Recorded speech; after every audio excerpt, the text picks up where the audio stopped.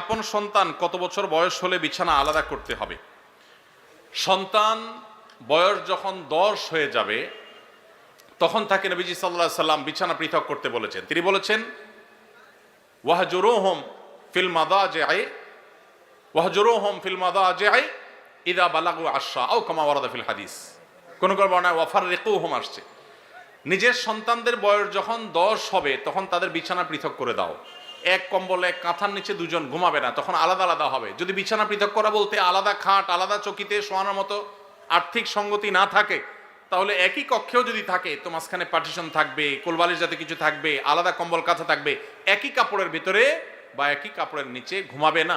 এটা নানাবিধ অনাচারের পথকে উন্মুক্ত করে। আরো আগে থেকে যদি বাচ্চাকে অভ্যাস গড়ে তোলা হয় সেটা সবচেয়ে ভালো। অনেকে আছেন এই বিষয়গুলোকে তেমন কোনো গুরুত্ব দেন না, অথচ এগুলোর কারণে বহু সর্বনাশা আমাদেরকে গ্রাস করে। বিধায় নবী সাল্লাল্লাহু আলাইহি ওয়াসাল্লামের এই নির্দেশটা আমাদের খুব গুরুত্বের সাথে মানতে হবে।